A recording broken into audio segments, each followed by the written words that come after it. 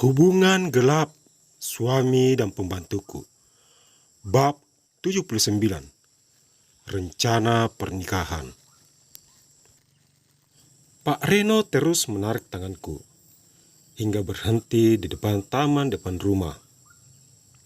Lepaskan tidak? Lepaskan tidak, lepaskan tidak. Ingat Sarini, jika ibuku bertanya padamu, kenapa sampai kita mau menikah? Kamu bilang saja kalau kamu yang menginginkan itu semua. Sedikit kukerutkan keningku mendengar ucapan manusia yang sekarang ini berdiri di depanku. Apa katamu? Aku yang menginginkan ini semua? Enak saja kalau bicara. Tidak, tidak. Apa kata Bu Sulis nanti dan juga kedua orang tuaku bila sampai itu aku lakukan? Mereka pasti berpikir yang bukan-bukan tentangku. Sarini, andai bukan aku yang membantumu, pasti sekarang tokomu sudah tutup. Aku sudah membantumu. Sekarang giliranmu mengikuti mauku. Bapak tidak membantu begitu saja, tapi Bapak juga meminta imbalan, bukan? Jadi kita impas. Urusan bisnis jangan disangkut pautkan dengan masalah pribadi. Baiklah, kalau itu maumu. Tapi ingat, setelah bahan baku kalian habis, jangan harap kalian bisa memproduksi lagi. Pak Reno berlalu begitu saja, masuk ke dalam rumah. Pak, tunggu! Kuikuti Pak Reno masuk ke dalam rumah dengan berlari kecil. Kalian dari mana saja?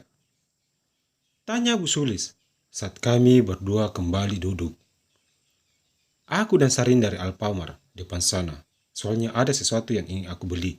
Sekalian mengisi kuota Sarini yang katanya sudah 3 hari ini tidak aktif di media sosial. Rini? Ibu dan ayah serentak dengan kedua bola mata terbuka seutuhnya. Kubalas mereka dengan senyum termanisku. Orang ini benar-benar menyebalkan. Andai saja Bu Sulis tidak ada di sini, sudah kulempar dia keluar dari dalam rumah. Tidak apa-apa Gunawan. Sri, ya salah itu. Rini, apa boleh ibu tanya sesuatu padamu? Tatap Bu Sulis padaku. Ini yang sedari tadi kutakutkan. Mau tanya apa ya Bu? Balasku pura-pura tidak tahu. Apa benar kamu dan Reno berencana menikah? Apa? Menikah? Ayah dan ibu hampir saja melompat mendengar berita itu. Apa kami tidak salah dengar? Lanjut ayahku. Jangankan kalian, aku saja kaget setelah mendengar kalau mereka sudah berencana menikah. Rini, coba jelaskan pada kami. Kenapa sampai hal sesakral ini tidak kamu beritahu pada kami? Tatap tajam ayahku. Aku hanya menunduk. Aku tidak tahu harus jawab apa. Kalau aku jawab sejujurnya, aku takut Pak Reno tidak main-main dengan ancamannya. Cukup sudah tokoku mengalami krisis berkepanjangan. Rini, kamu dengar ayah tidak? Suara ayahku mulai meninggi. Maaf Om, kalau Reno sampai lancang memotong pembicaraan Om. Sebenarnya sudah lama kami merencanakan hal ini, tapi kami belum ada kesempatan untuk memberitahu ini pada kalian. Setelah kami pikir-pikir, ada baiknya niat baik ini kami sampaikan, takutnya timbul fitnah dari hubungan kami. Pandai sekali si dingin ini membohongi mereka. Itu kami setuju. Kalau kalian berdua sudah suka sama suka, maka kami sebagai orang tua hanya bisa memberi restu. Aku juga sependapat dengan kalian. Kira-kira kapan acara pernikahan ini kita selenggarakan? Kalau kami terserah kedua mempelainya. Kalau Reno maunya 2 minggu lagi. Makin cepat, makin bagus.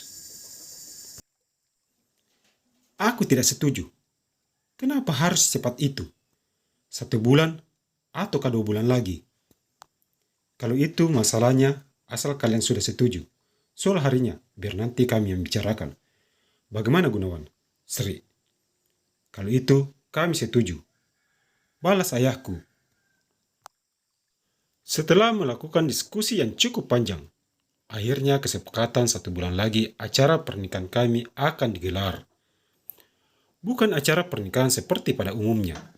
Ini hanya acara keluarga dan hanya mengundang sanak famili, seperti permintaanku. Walau ditentang keras oleh Bu Sulis, tapi tetap saja, aku bersikeras ingin menikah ala sekadarnya saja sama seperti yang diinginkan ayah dan ibuku. Mau tidak mau, Bu Sulis pun mengiyakan. Demikian pula dengan Pak Reno. Ada apa dengan si dingin ini? Kenapa dia bersikeras agar acara itu secepat mungkin diselenggarakan? Atau jangan-jangan jiwa dudanya sudah bergelora hingga dia sudah tidak sabar ingin menerkamku.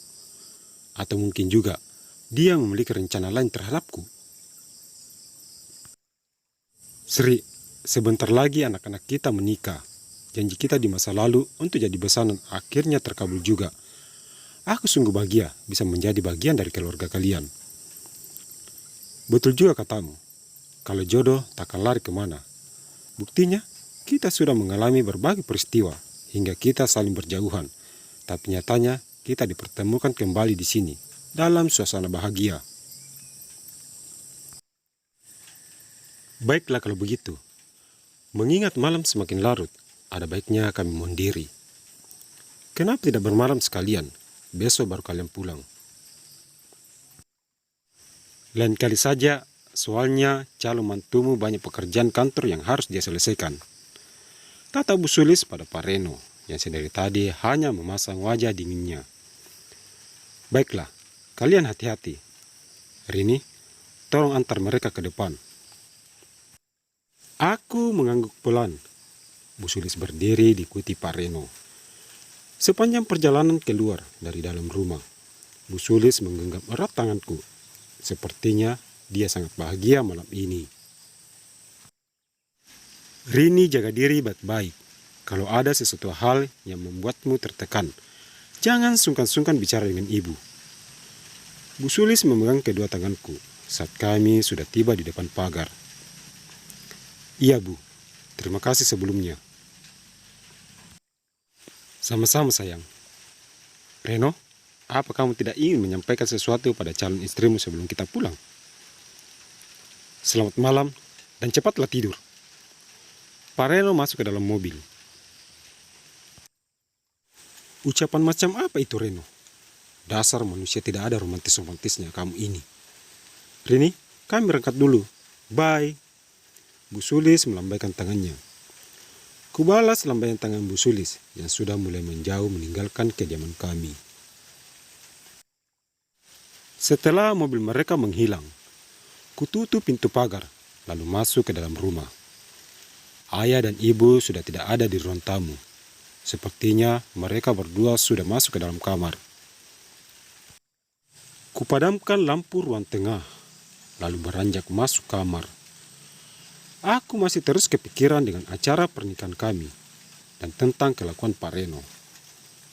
Andai saja bukan untuk menyelamatkan toko, mana mau aku menikah dengannya. Kututup pintu kamar dan langsung menuju ke arah pembaringan. Kuselonjorkan tubuhku di atas sana sambil memainkan handphone. Ku scroll ke bawah untuk mencari berita viral hingga aku berhenti di sebuah akun yang bertuliskan dan mempost beberapa gambar yang sudah tidak asing bagiku. Jika ingin memiliki gaun yang berkelas dan juga modis yang tidak ada samanya dimanapun, yuk mampir ke butik kami, Sally Boutique.